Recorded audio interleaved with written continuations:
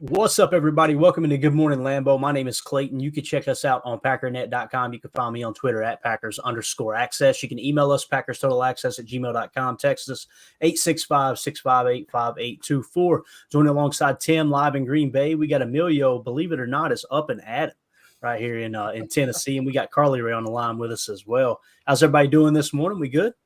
Yeah, doing great. Doing well. Mm-hmm. Good deal. Emilio, it's good to see you in here, man. Last night you were smiling a lot on the live stream last night. We were a little bit like, okay, Emilio may sleep in, but he's doing good. He's good. I did. Yeah, I did end up texting you guys last night after we got off. But no, I was feeling good. It was a good time. Sure you texted us? Are you sure about that? You sure about that? Let me see here. Oh yeah, you did. That's right. The GIF. Yeah, that's a good GIF too, by the way. But I'm doing good, man. Got a little rain this morning, but I still gotta get up to the job later on. Speaking of GIF, are we beyond the debate now? Is it GIF or GIF? I've always said GIF. Is it GIF, guys? I say GIF. Okay. Yeah. Carly, GIF is a voice of reason here. Is it GIF or GIF? You know what? I am probably the absolute least qualified person to do this because I am not up with, the whatever times. But I did say GIF, and then my husband corrected me and said it's GIF, Carly. It's GIF. So I will defer to my husband on that one. He says it's GIF. Gotcha. You think God never farted? He probably did from time to time. So it's GIF.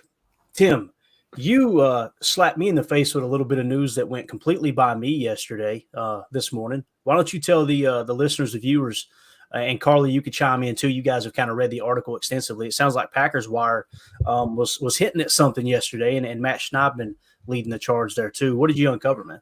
Yeah, Schneidman is reporting that none other than Runyan Jr. has his reps have been meeting with the Packers during the scouting combine. So it looks like there is a, quote, mutual interest in JRJ returning to the Packers in 2024. Gotcha. So that one kind of flew under the radar. He's going to be 27 in August. They're basically looking for a scenario where the price is right for both sides. I don't know what that means. I'm assuming it's going to be a team-friendly kind of deal. If we do have JRJ back. So I don't know how you guys feel about that, but certainly kind of changes things a little bit. I don't think it throws our draft boards out of whack or anything like that, but right. Certainly looking at the possibility of JRJ coming back. Mm-hmm. Gotcha. Carly, you dove into the article a little bit too. Did you glean anything extra from it, or how do you feel about it just on the surface here?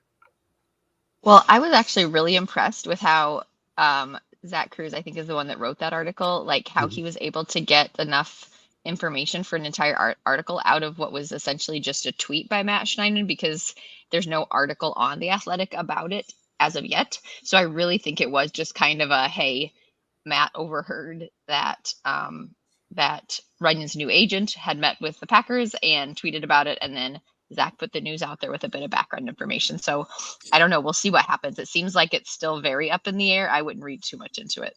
Okay, got it. Yeah. So just something to keep our eye on. Obviously, the PFF grades for Runyan Jr. starting in 2021 were 64.6, 62.6, and dipped all the way to 56.5. He had that emotional locker room interview as they were cleaning out their lockers at the end of the season. He definitely wants to be a Packer. I think he's a stand-up dude, no doubt about it, but they've got his projected contract at $6.6 million per year. Man. Yeah. Zach Cruz hit on that in the article a little. He said, although the cost to retain Runyan wouldn't likely be significant, the Packers must also factor in a strong O-line class in the 2024 draft with the Packers' 11 draft picks when determining whether or not to allocate cap dollars to a veteran player who's been solid but occasionally inconsistent for most of his first 4 seasons here. So yeah, man, after you said that, Tim, I just remembered when we were doing Chalk Talk and my dude was on his head and his legs were up in the air. And I was like, you know what, man, I get set in the floor. I do get set in the floor, and I get Goody wanting the competition, but yeah, like Clayton was, I mean, dude's a stand-up guy, right? We love him for that, but man, when you're upside down on Chalk Talk, that's a problem. Or how many stills did we have of him facing Jordan. Oh Love, yeah, you know, like yeah. He's watching Jordan Love throw the deep ball, right? The other thing too, I like how the article said he was solid but inconsistent. That's like saying, yeah, it was dry, but it was also soaking wet outside. You know? It's like, what are we doing here? Again, as a backup, someone who knows the system, I would have no problem with it. But to the tune of $6.6 million, if Spot Track, by the way, I want to give a shout out to someone. I think they uncovered it here. Greg in Green Bay says, I listened to a Spot Track podcast. The name is pronounced Spot Track. So we now have an answer there. At least that's what they're calling themselves. And in 2024, you got to call people what they say they are. You know what I'm saying, right? So we're going to stick to the script there and call them Spot Track. But they identify as Spot Track. Correct. Yeah, and I'm going to screw that up 1,000 times. I will screw it up 1,000 times. I promise you, you guys will go Clayton. It's Spot Track, not Spot Track. So there you go. All right, let's see here. Back to Omer. He said, they said both sides have interest at the right price, cheap for the Packers, but he's not a starter. He's a sub and not the answer. Hopefully that's the case, right? And again, you know, Spot Track and some of these other websites, when they do the projected market value, they're typically real close, but I can't imagine they spend a whole lot of time in some of these potential backup players as far as getting the numbers exactly right. So just something to kind of keep our eye on there as free agency inches closer for sure. Let's see here. Adam Block said, last year I was Dunyan with Runyan. I see what you did there. Give him that rim shot, Tim. Can I get one of those rim shots there, man? I think Adam earned it. There it is. All right. William Gould in the chat, not Livingston, but Gould, said poor start for John Runyan Jr., but a good finish is no guarantee a draft choice can start. You know, there's some truth to that, That's William. true. We saw that with Sean Ryan, right? Yeah. We got the big boy's belly hanging over the belt. Said that dude's an offensive lineman. He didn't look Nacho like Libre. that. You know what I'm saying? Nacho Libre. He really did look like Nacho Libre. By the way, if you guys have never seen Nacho Libre, highly recommend. Some of Jack Black's finest work. Yeah. It was yes, it's a really, really good movie. Really good movie. So, it's a drama. It's a drama, and you know, it's kind of emotional and this and that, but serious flick, that type of movie. But yeah, go check it out for sure. What'd you say, Emilio? I said, well, so is School of Rock, some of his finest work. Oh, absolutely. School of Rock was really good, man. Tenacious D too. Come on, man. Tenacious. I like Jack Black. Other than that what was that creepy movie where he was in love with Cloris Leachman? That was on The Office. Was that a real movie or was that just a spoof? I think that was just part of their script. I was so I'm sincerely hoping so. Oh yeah, okay, I remember when she's going up the staircase. Everybody thinks of that. Come back. Yeah, I can just imagine how much they had to pay her for that. She must have got the bank for that. Yeah. It's the off season. We're over here talking about Jack Black, right? There's no doubt about that. So let's do this real quick. We had a tweet come out from Coach Ed. If you guys don't know who Coach Ed is, it's at D-Line Coach Ed, and he basically specializes in helping defensive linemen. The majority of what I've seen him work with is pass rush skills, but he's kind of a defensive line specialist, if you will. There's been several players that's worked out with him. I think last year there was a picture posted with Coach Ed that was Kenny Clark, TJ Slayton, and several other people. He tweeted this out. He said, back to Cali, year 2 for LVN. Lucas Van Ness, Packers fans should be excited for the jump. It's coming, with a dancing emoji there, right? And then he posted a video too, tweeted a video out, and there shouldn't be any sound to this, but you'll see Carl Brooks here working. And Kenny Clark right there, big KC in the mix too. Now, let's pause it again. I think I seen someone else. Is that Jonathan Ford right there? Kind of looks like Jonathan Ford, don't it? Yeah, in the green. Yep. So Carl Brooks, Jonathan Ford, allegedly, and Kenny Clark out there working together with Coach Ed. You love to see it, don't you, Tim? Oh, yeah, absolutely. One of my highlights of going to camp is watching the D-line get their work in. So it's good to see them, you know, no days off. We've seen it with Tay Wicks and Jaden Reed on the offensive side, putting in work. And now we see our big D-line group getting some extra reps in. This is exactly what Preston Smith was referring to when he talked about having a championship offseason.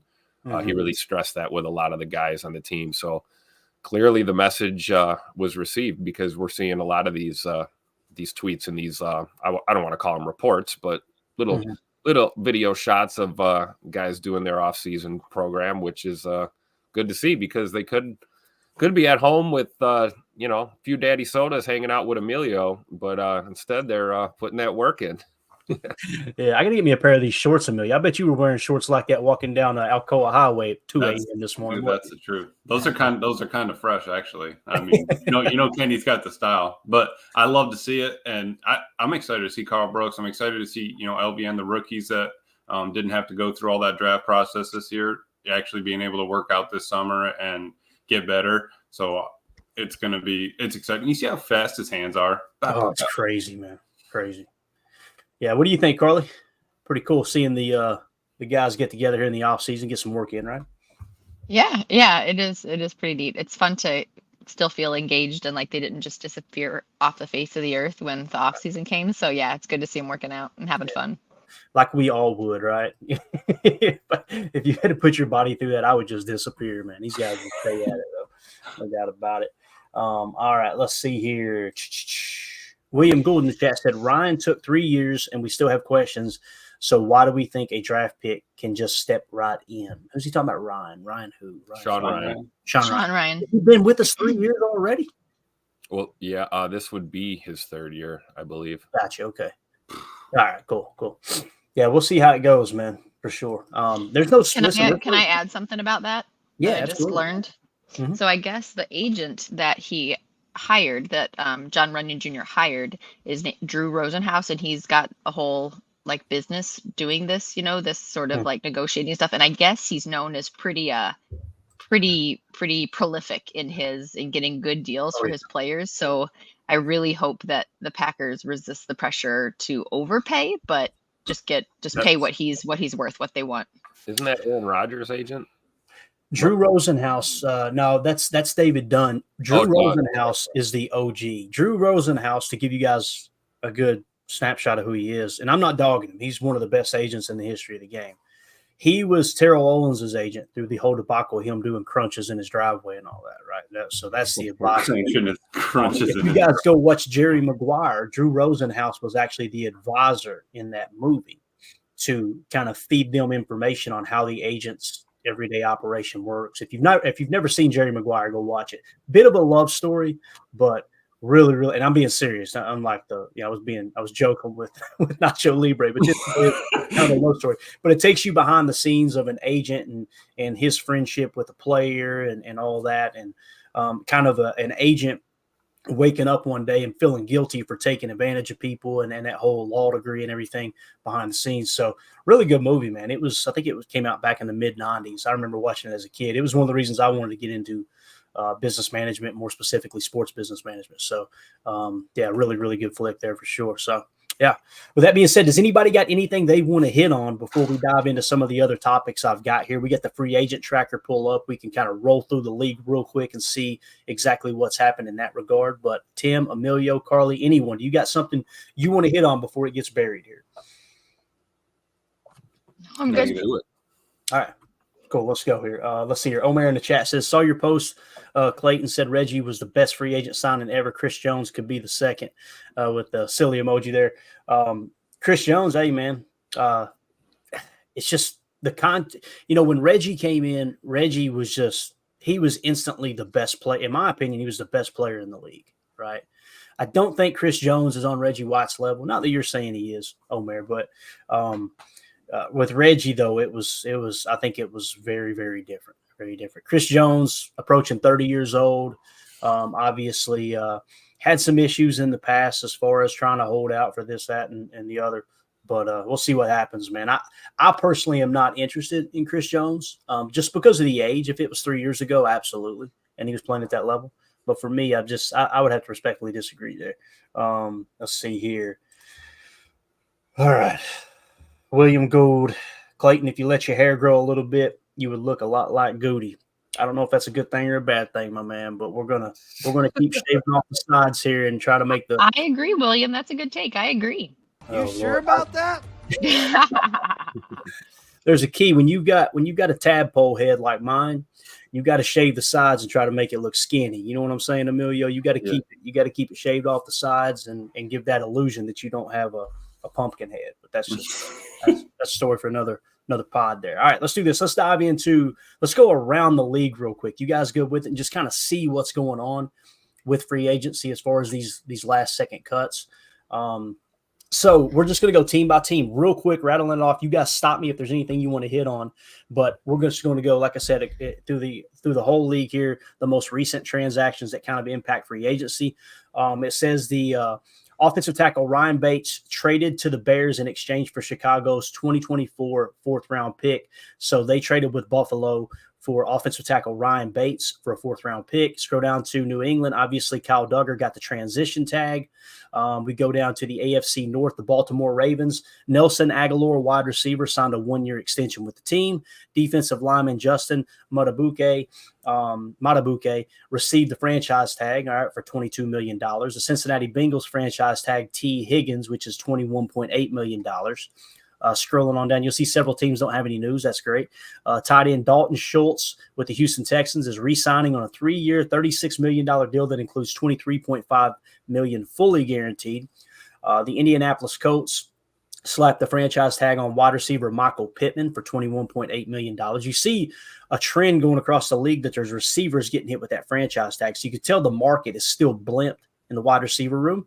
But it's cool because the Packers have one of the cheapest wide receiver rooms in the league, and they will remain that way for the next 2 years, which is really exciting. So let's see here. Jacksonville Jaguars edge Josh Allen received the non-exclusive franchise tag, which will pay him $24 million for the 2024 season. Scrolling on down, Kansas City Chiefs, L'Jarius Sneed obviously got the franchise tag for $19.8. They signed Matt Araza to a deal for the league minimum, the punter. You guys remember Punt Gods, what they referred to him as. He got tried for like rape or something. And if I understood correctly, I'm a little bit ignorant here with this whole topic. I probably shouldn't even comment on it, but if I understand on the surface, it's been proven that she lied about it and kind of like destroyed his life. Now, maybe he did some wrong in there too, and I don't know about it, but that's him. He was arguably the best punter in the league when that happened, and the Bills cut loose of him because there was just so much smoke around that. But it sounds like he's been cleared of all wrongdoing, or at least most wrongdoing. I guess you could say he's back in the league. That was a really, really odd situation there. But if I understood correctly, I think he got cleared on those charges. But so they signed him, they being, the Kansas City Chiefs. So their special teams just got a lot better if he could stay on the field. Philadelphia Eagles tight end Albert. Whoo. Say it for me, Emilio. Who? That's close enough. Yeah. Okwa Begadum, I think. Who? It's a 1-year extension with the Eagles. Linebacker Julian Okwara signed to a free agent contract with the team. And then let's see what else we got. NFC North, like we said, Ryan Bates acquired from the Bills in exchange for the 4th-round pick. Cornerback Jalen Johnson did get the franchise tag, so he will be returning. He was the highest grade corner in the league last year. Let's see if he keeps it up. You know, the fact that they wouldn't give him an extension kind of tells me that that decision to not give him a long-term extension and just franchise tag him lines up with the PFF grades, where last year he was just off the charts, but the 2 previous years, not so much. In Detroit, you got linebacker Jalen Reeves-Maben agreed to a 2-year extension for up to $8 million, including 5.2 guaranteed. They also signed kicker Michael Badgley to a 1-year deal there. And let's see, NFC South, we got long snapper news. We're not worried about that, right? Nice. Yeah, nice. Oh, man, another long snapper. He's humming that tater. Yeah, Liam McCulloch re-signed with the Falcons. All right. Carolina Panthers edge Brian Burns received a franchise tag for $24 million. Tampa Bay, obviously, they re-signed Mike Evans to a 2-year, $52 million deal, and then they put the franchise tag on Antoine Winfield Jr. Tim, we nailed that one, didn't we? We said probably going to re-sign one of those 2 guys and franchise the other one. They got both those players back, don't they, man? Absolutely. And Mike Evans deserves every nickel of that contract for sure. So good for him down there. But, yeah, I was holding out hope that maybe we'd have a shot at moving some money around and snagging Antoine Winfield Jr. for our secondary, but ultimately figured that was gonna happen. So yeah. Tim, Tim, when we talked a few days ago about them, maybe there was that thing like maybe they wouldn't use the tag on Winfield Jr. That the article basically said we hope to make a deal and not be forced to use the tag on it. Like they were going to keep him come hell or high water, I think. Yep. Dude, he is a good football player. And here's what's crazy. When you get him on a 1-year deal, which is essentially what the non-exclusive franchise tag is, guess what? He's still playing for his career. You're going to get the best version of him rather than signing a 3 or 4 year deal. And it's okay, I got a little bit of money. Maybe not that you would not try hard, but you're a little more aware of the injury concerns. You're a little more aware of how you treat your body as opposed to, all right, man, I got to go out here and do it again to earn a contract, right? Yep. Kind of playing for your football life. There's motivation there. It's kind of like when we drafted Jordan Love and it lit a fire under Aaron Rodgers, right? There's little moves you can make like that really does, kind of put you in a position where the player, their back is against the wall a bit, and you're going to get the best version of them for sure. Right. LA Rams wide receiver DeMarcus Robinson re-signed 1 year deal worth $5 million. Again, just wanted to rattle through those real quick to kind of keep everybody informed as to what's going on around the league and free agency and all that good stuff. Emilio, anything there that stood out to you that surprised you, or anything that you think might affect the Packers that are moving forward? No, Bears are still cooking, obviously, getting their tackle from the Bills. They're doing their thing, letting it ride. But no, man, it'll start picking up here in a week. So that's when that list is gonna be 3 pages long, and we'll be reading it for a whole show. Going to be some last-second cuts for sure. Carly, you had a question about the franchise tag. What was that?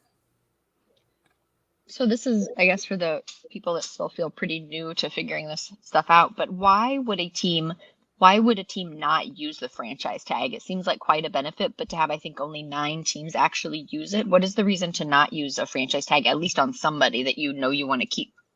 I'll give you a 2-word answer: Davante Adams. And what I mean by that is, They kind of played hardball with Davante, right? He wanted a contract, they being the Packers, of course. He wanted a contract, and they drug their feet a year out. And basically, Davante said it in an interview that they more or less said to him, we want to see it one more year. And Davante's reason was like, hold up, everything I've done for the organization, I continue to dominate, and you want to see one more year? So he felt disrespected, right? So he broke off contract negotiations, said, I want to test free agency. Well, as soon as they slap that franchise tag on a player, what it's saying to the player is, and when it originally came out, I remember it was like the early 2000s when this rule hit. And I remember thinking, oh, this is cool. This is a way for a team to tell a player, hey, you're our franchise player.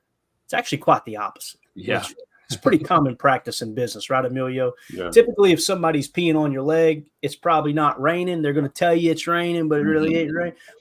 So what it does, Carly, is you don't want to let this player go, but you don't match value in their eyes. So you're going to kind of handcuff them. Hey, look, yes, it's fully guaranteed. Absolutely. And if you trade them, that contract can travel and they can negotiate a new contract with the new team, much like Davante Adams did. But that's the scenario that really pops up in my mind, Carly, is they said, all right, well, no, we're slapping the franchise tag on you. And Tay got pissed. That's what led to the trade. So it was his last. So it was his last year in Green Bay that they used the franchise tag, and after that, he was like, "I'm out." Actually, it was the year they traded him. They slapped the franchise tag on him, and which never happens in Green Bay, he caused a little bit of an uproar. He was like, "I'm not playing under the tag. I'm not playing under the tag." So now, as an organization, you step back and go, "All right, is this worth upsetting the locker room?" And it's not just our player is upset and his teammates really like him. Another thing is you've got guys in that locker room that are coming up on contract years, and they want to know that a team's willing to commit to a player, right? And if they're not willing to commit to the best player on the roster, whether you agree with it, I agree with it or not, that message starts to go through the locker room. And these guys are having daddy sodas behind the scenes, and they're talking about this stuff. So that's why, in my opinion, even from a business owner standpoint, you want to avoid that. You want to go to these players a year early and go, hey, look, we want you to be a long-term solution. And typically what happens, if you sign a player to a long-term contract, instead of waiting until that final year, what will happen is you can get anywhere from a 10 to a 15, maybe even a 20% discount on the market value, because you're going to them and going, we want you to be a part of this, right? It's that hometown discount, if you will. Now, some players will play hardball because they went out of a team, went out of an organization, and their goal is to get out regardless. But anything I missed there, Tim, Emilio, is that you guys agree with that, disagree with that? Oh, that's spot on. Yeah, I think you hit it. Franchise tag can really make a player upset, and it's not something they're looking for. It's not something they want to have, carry on. So it's, like you said, guaranteed money, but not what they're looking for. Right. And back to your question, like Carly, it's a great question. And you're looking at it through the eyes of the team, the organization, the business side. Heck yeah, it makes all the sense in the world. You don't have to commit. you're paying them the market value. And what it means is if you designate a player as a franchise player, you're saying he's one of, if not the best at his position. They average that out over the top 3 or top 5 players at that position, whatever it is. So that's how they come up with that number, and it's fully guaranteed. But yeah, it's interesting, especially this time of year. I'm just glad that the Packers have nobody that's in that camp right now, right? That you're kind of worried about. Are we going to have to try to slap that franchise tag? I think Goody might have underestimated that situation a little bit. I think he thought, well, we can get him. And he ended up going and offering more money to Tay. It was too late. It was too late. Tay was, right. But a really good learning experience for Goody moving forward. Like, why let's not put ourselves in that situation with a premier player moving forward. Right. And typically they will sign players to that third contract or the second contract, I say. Typically they'll draft a player, they'll sign them to an extension if they're a good player. And then if there's a player that's like a generational talent, kind of like Tay, I think we would all agree is probably a Hall of Famer. Typically they'll get that third contract, right? Now, some of these other players, they let them go ahead and walk, and it ticks people off. Like Jordy Nelson, for instance, right? Got one contract, came time for the second. They didn't give him the contract, but I don't think anybody's sitting there saying Jordy Nelson is a Hall of Famer. I think he's one of our favorite players, absolutely, but he's not on Tay's level, right? So typically it's those players that are generational top talents that get that third contract in Green Bay. Ron in the chat said 100% goes on the salary cap also, right? This is what's strange, Ron. I think that's the case with the franchise tag, but also you have your the fifth-year options, right? I've always heard that the fifth-year option for a rookie coming off a rookie contract, if you've got a first-round pick, you can tag them with a fifth-year option that's so many guaranteed dollars, like Rashawn Gary's was $10 million, right? Darnell Savage's last year was whatever, $7.8 million, something like that, right? But if you trade them, that contract travels. Also, though, which kind of applies with the franchise tag, the other thing, they were able to add voidable years and spread that fifth-year option out for Darnell Savage. I wasn't aware of that going into last year. So I'm not sure if 100% of it goes on the salary cap this current year, but it does have to be allocated as guaranteed money. Absolutely, Ron. You can't get out of it if you slap the franchise tag, unless, of course, you trade that player. So hopefully that answers your question, buddy. And again, I don't understand everything about the tags and the cap and everything. This is just if you guys have heard different or see it different, let me know in the chat, because we're all kind of learning as we go together here. So yeah. Let's see here. Andres, hey guys, can you explain the difference between tags? See, we're getting into some muddy water there too. Let's see. I had it as a screen grab before. You guys chat for a minute, Carly, Tim. I'll see if I can pull up the difference in the tags, because I would like to be completely accurate on this. I know we lost Emilio. He must be refilling his breakfast daddy soda over there. I know. So I was looking some stuff up, and I know that with the exclusive, and I'm just going to add this in because I only know a little bit, and then everybody else fill in the gaps. But the exclusive franchise tag, the player cannot negotiate with other teams or cannot talk to other teams about stuff. But a non-exclusive franchise tag is free to negotiate with other teams. But I'm not sure how they determine who gets one or the other, if that makes sense. Yeah, right. So I think I've got it pulled up here. Here we go. What is a franchise tag in the NFL? A non-exclusive franchise tag. Definition and rules. A non-exclusive franchise tender shall be a 1-year NFL player contract and it says the average of the 5 largest prior year salaries for players at that position. So that's the franchise we talked about. Exclusive franchise tag says, let's see, the exclusive franchise tender shall be a 1-year NFL player contract for the average of the 5 largest there. So the non-exclusive, that's what's throwing me off a little bit here. What is the difference between the non-exclusive and the exclusive? I thought there was just one franchise tag. Evidently there's 2. The transition tag is one you're getting tossed around a lot today. It says it's another tag that is less often used. The transition tag operates in a similar fashion to the non-exclusive tag, but with a few catches. The price tag is determined by the cap percentage average of the 10 largest prior year salaries at the player's position, or 120% of his previous season's salary, whichever is higher. A player on the transition tag can negotiate with other teams like those on the non-exclusive tag and can be extended an offer sheet. However, if the player's current team can't match the offer to the other team, that player can sign with the other team which would not have to provide any form of compensation to his previous team. All right. And then, of course, we got the different values and stuff as far as like when you tag a player with a certain round tender, right? Like we seen that with Yosh Nijman last year. We signed Yosh Nijman to a $4 million tender or whatever, right? With that tender tag, with it being $4 million, that fell into the second round compensation category. So another team could have paid him more, but they would have had to given the Packers a second round pick, if I understood correctly. So the water gets very, very muddy, Andres, when we get in there. The majority of the time, the only one you need to know are the tenders, and kind of the value has to match what you're willing to take in draft pick compensation for that player. If another team wants to exceed, what it was you offered. And then the franchise tag, of course, is the top three at each position where you can kind of lock a player in. And you can give that franchise tag 2 years in a row. You can't do it 3 years in a row, which is the king of that is definitely Kirk Cousins. He's the king of the franchise tag, no doubt about it. Got a lot of money. I think he made over $90 million fully guaranteed in 3 years or something like that. Yeah, it's just wild. You think they put the franchise tag on this? I don't know, Tim. What do you think, Carly? She's not looking at the screen right now. She's like, "Oh God." You're welcome, Andres. Thanks for asking the question. I am no longer looking at the screen. Anytime Clayton says, "Can you see this?" or "Yeah, we're gonna look at this," I'm not looking. I'm just hiding it, not doing it. It must be something there in that area where you and Jacob live that the pinky really. The pinky doesn't bother me. I've seen people lose digits though, have them cut off and stuff. That don't bother me. The thing that gets me though is when the bones break under the skin. Like, oof. You know what I'm like? And I know it's a pinky. I'm talking about legs and stuff. Mandy, if there's an injury like that happens, she's like, "Oh my gosh, what happened?" I'm over going, "Oh." Like I can't take it, man. I cannot take it. Blood, that stuff doesn't bother me. But boy, a bone snapping under the skin or God forbid, a compound fracture. Joe Theismann, can't watch it. Can't do it. Cannot do it, man. So there. Look right here. Professor Cakes. God, I click on the stream. First thing I see is that damn thing. Things could be a lot worse. I could be a Bears fan. It could, Jai. You're exactly correct.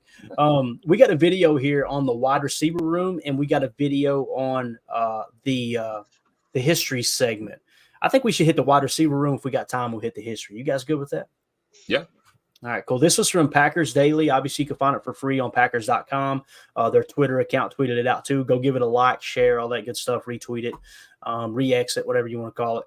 But here is Packers Daily on the wide receiver room and kind of the young promising roster that we got in that position group, where we see a lot of teams of franchise tagging other wide receivers right now across the league. The Packers seem to be set for the foreseeable future. Here we go. He's got the right mindset when the ball's in the air. He's got the mentality that ball is mine. Love looks, lofts it left side. Romeo Doubs, leaping grab. Yes, he's got it. The biggest thing with him is the way he's attacking the football. Strong, aggressive hands, and just really good body control. He also ran some pretty spectacular routes. You can just see the talent that he has, and it was really fun to watch him. He's got Doubs tiptoeing out of bounds. Having Christian out there, having a guy that can get past the defense, it's always a threat. Touchdown, Christian Watson. He gives different looks for defenses, with his speed, big playability. On a 53-yard field flipping play. Off the left side of the end zone. Over the shoulder catch. Touchdown, Christian Watson. I just want to be dominant at the line and at the catch. Just knowing that if the ball's coming my way, I'm going to make a play. Cutting back 40.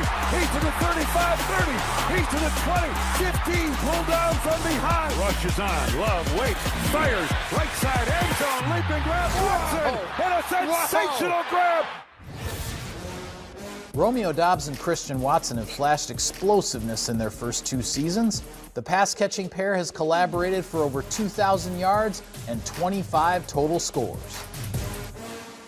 The Packers had an NFC best 10 players catch at least 1 touchdown last year, thanks in large part to a very deep receiving corps. We have a very competitive room right now, and I think particularly towards the end of the season, you saw the benefits of having a room like that. To have guys that at any moment could step up and make a big play for us was something that we haven't had in a little while, and it was really good to see. Touchdown, Bo Melton! And that does such a good job of scheming guys for their skill sets. So no matter what player is in there, he's going to put them in the right place to make plays. All right. right, there you go. Since we kind of brung that up, Tim, man, what do you think, dude? Wide receiver fired room up over here, man. You got me fired up. Wide receiver room's looking good for the future, man, no doubt about it. I know some people were saying, you can go sign one, you can draft one in the first round, this and that. They can if the right player falls, but there's no reason to right now, right, man? Man, no, not at all. And I just love watching those little clips of Scoot doing his thing in Detroit. And that I said it when we brought him in, man, that I felt like the dude is top tier talent, going to be a star in this league, but the injuries, that's your biggest complaint. And if that's your biggest complaint about a young player like that, certainly that's something you can work through. And hopefully, we get a good smattering of Christian Watson in 2024 and really see what he can do for us. But yeah, man, we are locked and loaded in that wide receiver room. A lot of young talent.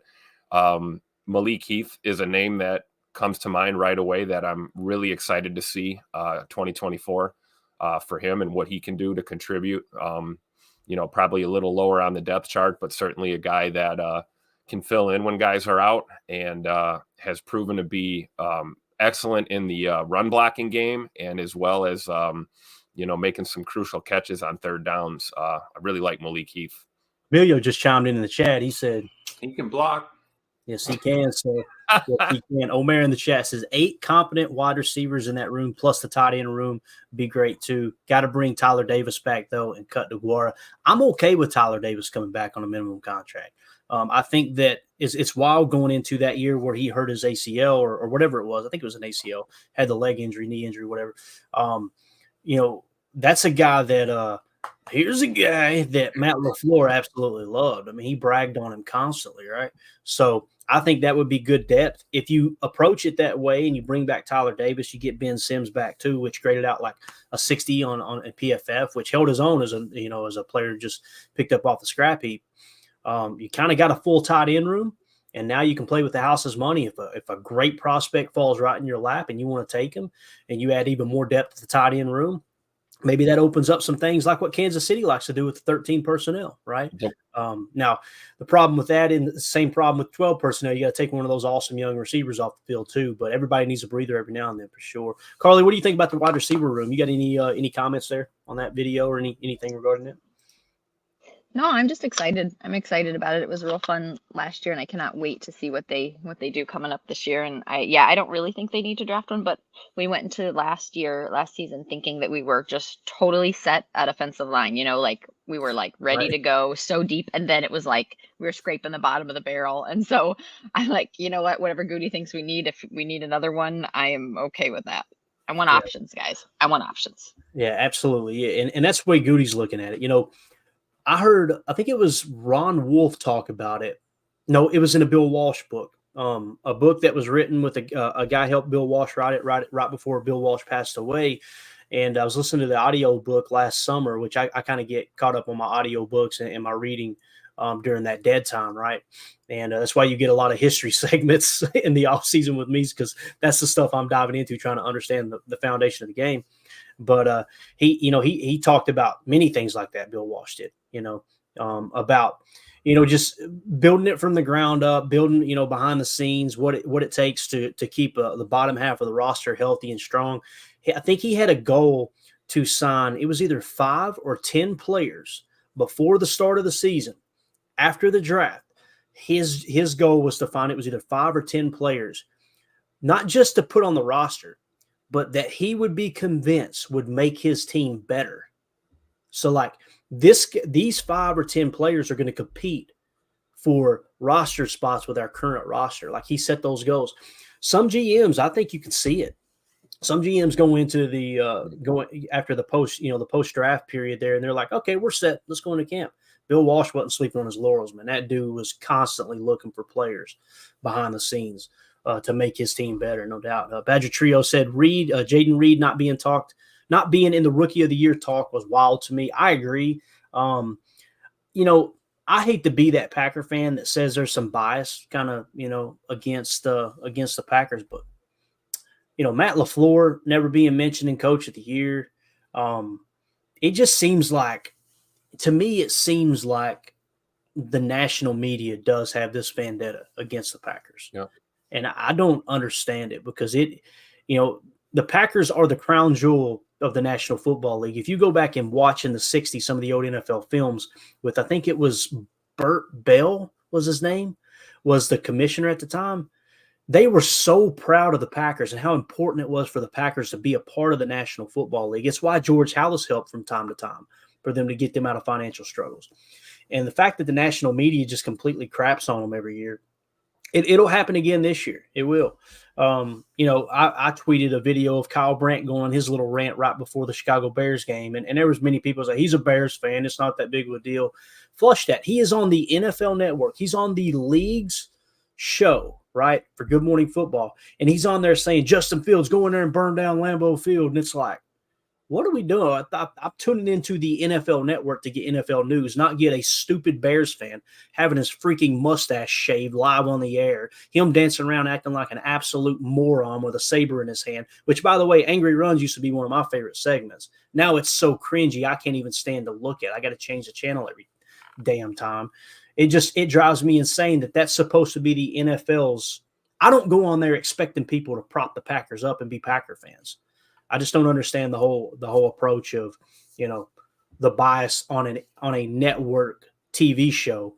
It's the reason that, in my opinion, they're starting to go downhill, man. People are looking for content. We got to bring Lombardi home. That's the only way to change any of this crap. And you watch, everyone will be, loving the Packers again and talking about our storied history and how we are the greatest story in sports. We got to win a Super Bowl. It's that simple. And I don't think anything short of that is going to garner any of that respect again. I think that's, especially for Coach LaFleur, I mean, that's all that's left, right? That is all that's left. We've had division titles. We've been to NFC championship games. We have not gotten over the hump. This team has got to get over the hump and bring Lombardi home before any of that's going to change. That's just my opinion. Yeah. That's how you shut them up for sure. Ryan went on a rant last night, and I was just sitting here fist pumping, going, tell him, right? Because it's just wild how, and I'm not that guy. I'm not that guy to kind of go, oh, the media, they're being mean to the Packers. Now I'm looking up, 2 years after Rodgers is gone, it's like they are really, really rooting for the Packers to fail. It cracks me up. Bring it on, though. Bring on the criticism, right? Milltown Corey said there's been a couple reports that Tyler Davis might retire. I haven't heard that, Corey. That's wild, though, man. I'm looking right now. I haven't seen anything. Yeah. He's 26. I mean, seems a little young. If he does, then it's most likely injury related, right? It's one of those things that maybe that injury was a little worse than what we thought. That could be the case. But you guys go do your own research on that. Corey, I'm sure you heard someone say it somewhere, bub. I haven't seen it yet. Hopefully that's not the case for Tyler Davis's sake. You want him to be in and around the league for a long time. And the thing with him is that he's got going for him is his injury was so early last season, right? I mean, he was hurt relatively early, which means he had all of last year, surgery, rehab, whatever he had to do. So I'm not opposed to, taking a crack with him again. I think he could fill that. I certainly think he could fill the Josiah DeGuara role in that tight end room. Yeah. So since we were talking about the wide receiver. Yes, Clayton, ma'am. I just looked up some stuff and scanned it really quick. It looks like I just found some couple articles that came out within the last day on Tyler Davis and just saying that he might be forced to retire because he's hitting free agency and he hasn't had any opportunities in the last year. So therefore, they're kind of making the conclusion that he doesn't really have any value. So no one's really going to want him. But I would hope that the Packers would give him another chance. But that's what it looks like. It doesn't look like it's super official, more speculation that no one might want to pay him. Got it. Okay, cool. Just wanted to pull this up real quick, and I apologize for the ads. I wish there was something we could do. They're flying like crazy here. Temu taking over the site here. Navy Federal Credit Union, too, if you guys are looking for a good bank. There you go. Let's see here. Sponsor the show. So I broke down the wide receiver room by cap hit, okay? And 2024 cap hit, $75.9 million against the cap for the LA Chargers. The LA Chargers did not make the playoffs. Think of the Bill Walsh quote. Wide receiver is the last piece you put in place, right? You see these teams building the team around wide receiver play. And every April, it's the Packers should take a first-round wide receiver. Packers take a first-round wide receiver. The Chargers have taken first-round wide receivers. The Seahawks have. They're sitting at $60.3 million against the cap. Think of like your DK Metcalfs, your Tyler Lockett's like that, right? Raiders, they're the ones who traded for, obviously, Tay Adams, $55.8 million against the cap. Denver Broncos, Tim, how's their organization looking right now, man? Playoffs? Don't talk about it. Playoffs? You kidding me? Playoffs? Exactly. 52.2. You see how some of the worst teams in the league are right here at the top of the list. Now you get into the Cowboys. Obviously, they're a little closer to the prize, although we absolutely boat raced them in the playoffs. You got the 49ers, but they're looking to put those last couple pieces in place, right? I mean, they made it to the freaking Super Bowl. Dolphins obviously fell flat on their face. Now, if we go down, you're going, where are the Packers, Clayton? I'm glad you asked. Look at this. 10.7. Make sure I got the column right. Yeah. 10.7 million cap hit for the entire wide receiver room. Only the Falcons have a cheaper wide receiver room than the Packers. Just absolutely wild that they got so much productivity out of the wide receiver room last year. And we are the second cheapest team when it comes to cap hit for the wide receiver spot. So pretty cool stuff there. If you guys and gals would hit that like button for us. I know we got a ton of people in here. Look like we're showing 210 live. Hit that like button for us so other Packer fans can find this content, find this channel. If you do like this kind of content, hit that subscribe button. If you don't like this content, have a great day and pretend like we didn't even cross paths. Okay, let's go that route. Anything else you guys want to add to the wide receiver room? Carly, Tim, anybody? I'm just excited about the depth. I mean, that this room is built for a playoff push and a grinding, grueling 17-game season, which, by the way, I hear they're trying to get the NFLPA to agree to an 18th game. I don't know if you saw that. I saw that. That was interesting. Yeah. How do y'all feel about it? Let's go around the horn. How do y'all feel about that? Because it's either people love it or they hate it, man. Well, it's simple. The fans love it because we want more football. Players hate it because it's more abuse on their body and it's extending the season. I do think that I don't see a scenario that the preseason stays the same. If they do add an 18th game, I think they're gonna end up scrapping a preseason game in order to make that make sense. At least on the surface, that's how I would look at it. But yeah, the fan in me loves it. The guy that loves and respects these athletes and what they put their bodies through, I feel for them. You know, it just is what it is. Good point. Carly, how you feel about it? Like Tim, I mean, I love the idea of more football, right? But I have to ask, like, why add it? What's the NFL's reason? And it's probably just money. I haven't seen any reason for what other reason would it benefit anyone else other than just money? They have plenty of money. And then it's like, what will it do to the quality of the game, right? What will it do to the quality? Is it going to positively impact the quality? Probably not. And so then I would say I don't want to support it if it's going to make it worse all the way around for the players and the people who really are giving their lives and everything towards this. Then I really can't support it if it's really just for the money. Yeah. Badger Trio makes a great point here in the chat. A member of the PTA posse here. Appreciate you, buddy. He said, having 18 games would be an even number. Now you would have 9 home games, 9 away games. That makes a lot of sense. It's kind of weird that it's odd, right? 18 games. Omer says add another bye week. Yeah. That's another. Ooh, that's smarter. Give them an early bye and a late bye. Mm-hmm. As a football fan, the more football, the better, right? But the traditionalist in me, the history nerd, is also like, it's going to kind of mess with the numbers a little bit too. You know what I mean? It's kind of like baseball. They kept extending, the amount of games in the season. Now all of a sudden the home run record doesn't mean as much, and you know what I mean? Like, again, at the end of the day, if you made me decide right now, Clayton, do you want an 18th game or not? I'd say, I want 20 games. To be honest with you, I want some. I like the even number though, like so you can have a team.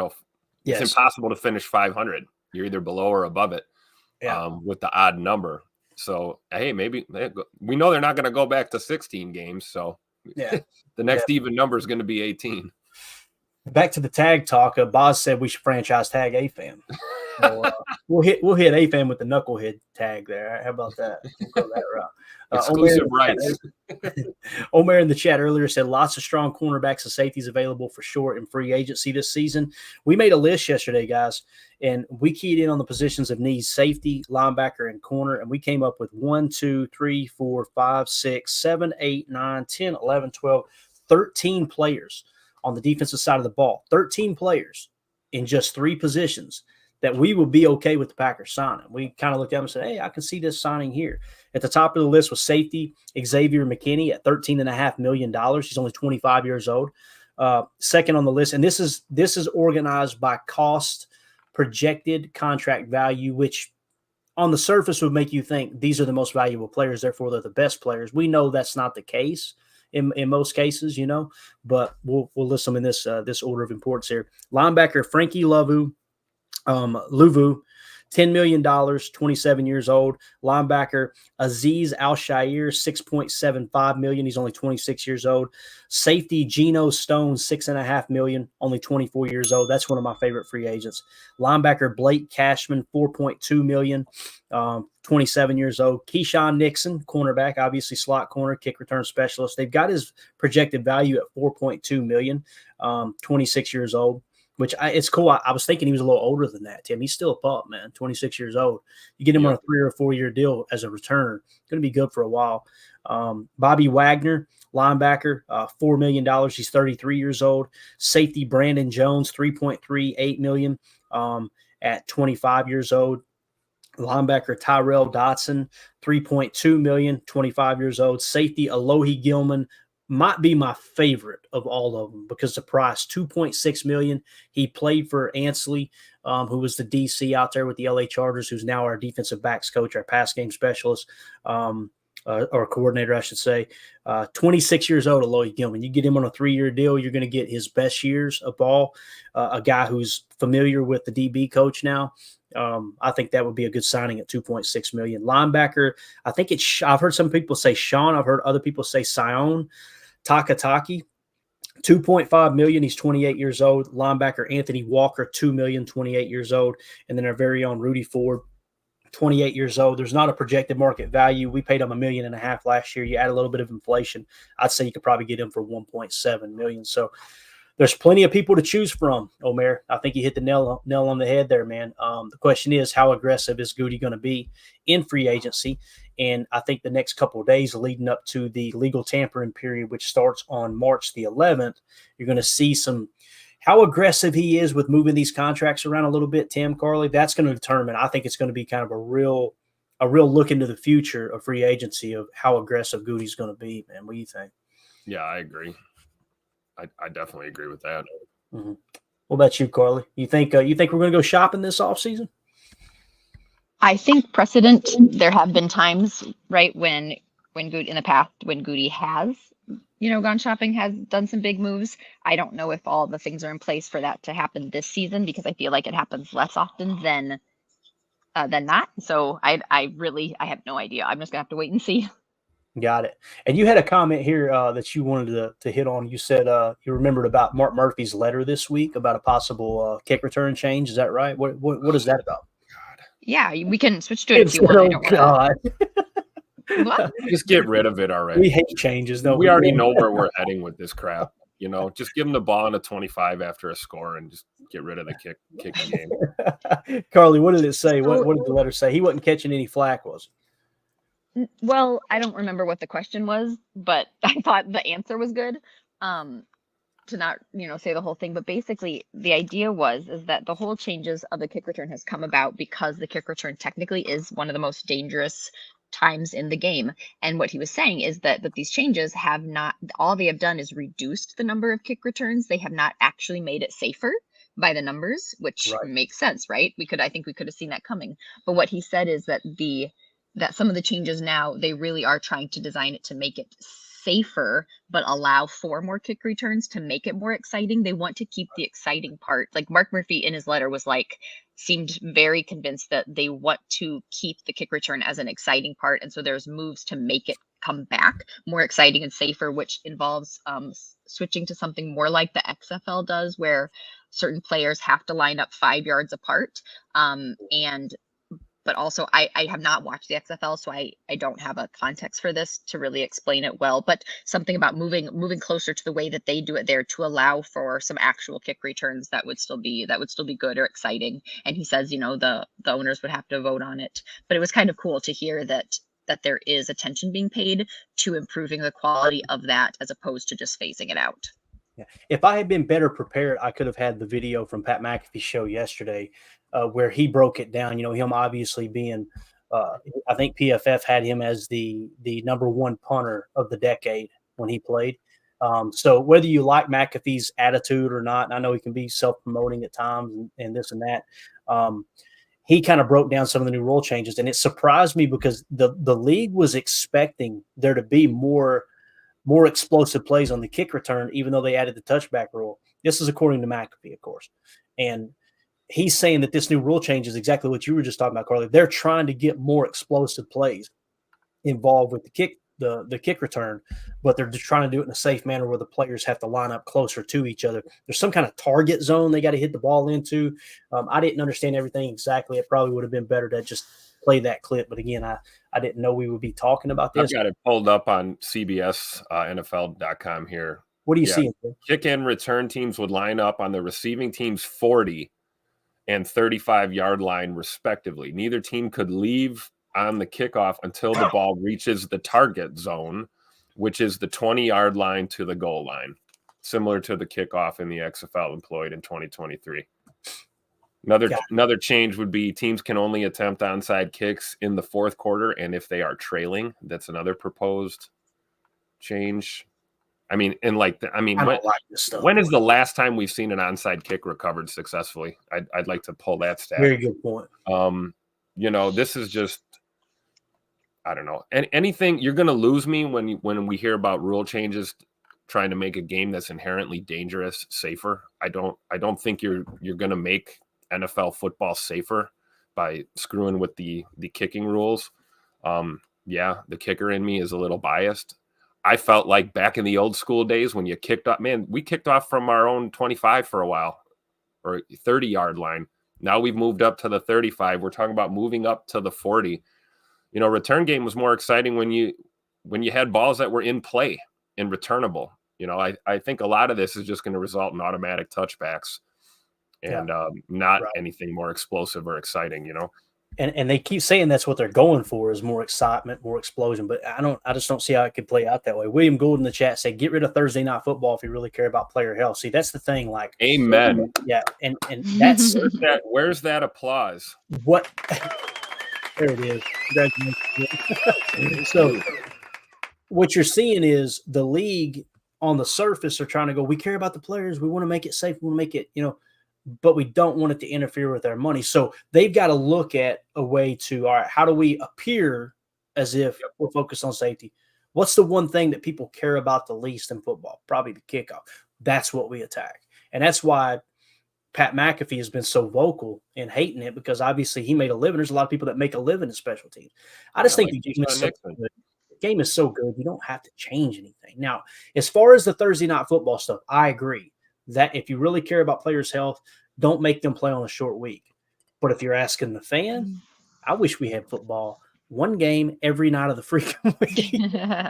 That's just me. I love it. I'm the nerd that's going to be watching the heck out of the UFL this spring. I just love football in general. So, that's a great point though, William. No doubt about it. Yeah, the only time football should be played on a Thursday is during Thanksgiving. I've always felt that way.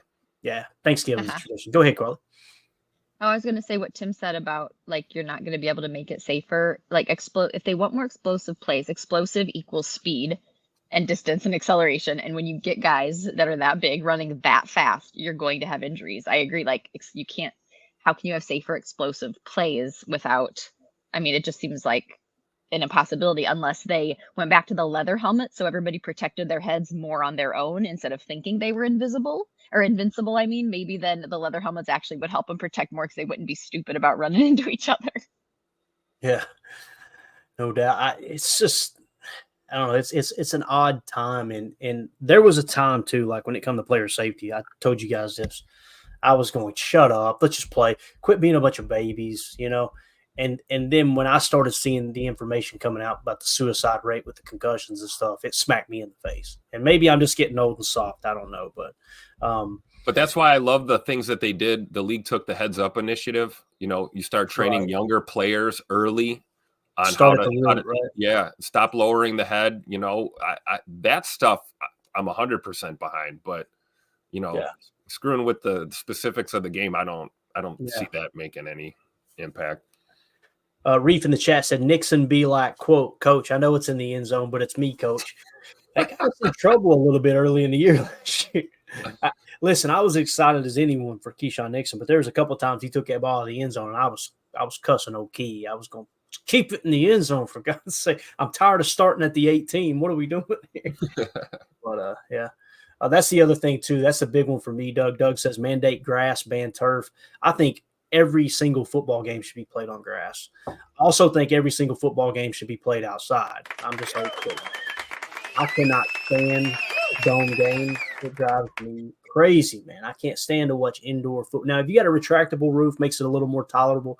I want the sunlight kissing the grass. You know what I'm saying? Like I want the weather to be involved. That element of toughness really shows up in the game of football when you're having to play in cold rain in the mud or even, you don't even have to play in the mud anymore. You guys want to see some cool stuff. Go back and watch some highlights from the 90s. Just type in rain game NFL and it'll pull up some of the best ones. Those guys slopping around in that mud trying to make something happen. Like that's when you get the toughness comes out of every player, the ice bowl, things like that. Now you talk to players though, former players, they're like, I wish every game was played in the dome. That's the way they see it. Other than the turf, of course. They want the grass. So, like I've always said, the only thing dumber than turf is turf outside. You think about like New York, right? The Jets and the why am I losing it? The Giants, they play out there in New Jersey, and you've got an outdoor stadium with, artificial turf. That is a pain when it gets wet or snowy.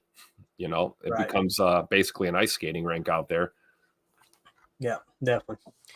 All right, Carly, you got anything else? We'll go ahead and wrap this up. We're at the hour mark here. This has been a fun conversation, man. We had a full house here. If you guys would hit that like button for us so other Packer fans can find this content, find this channel. If you're watching on Twitter, on X, hit a retweet for us. Share it. That way other people can find it too. We appreciate y'all making us a part of your morning here. Carly, you got anything else? No, I'm good. We hit a lot of stuff. It was a good talk. Yeah, it was fun, man. Tim, you got anything, bub? Nope. Ban turf. That's it. Ban turf and 2 rules today. Wash your hands, wash your butt, man. That's it. That's all. You know what I'm saying? Hope everybody has a great day. We will see you tonight for Packers Total Access Live at 7 Central, 8 Eastern. Like I said, hit that like button for us on the way out. You guys have a wonderful day. For those of you listening on the pod, thank you for making us a part of your day. As always, let's go out and be the change we want to see in the world. And go, Pack, go.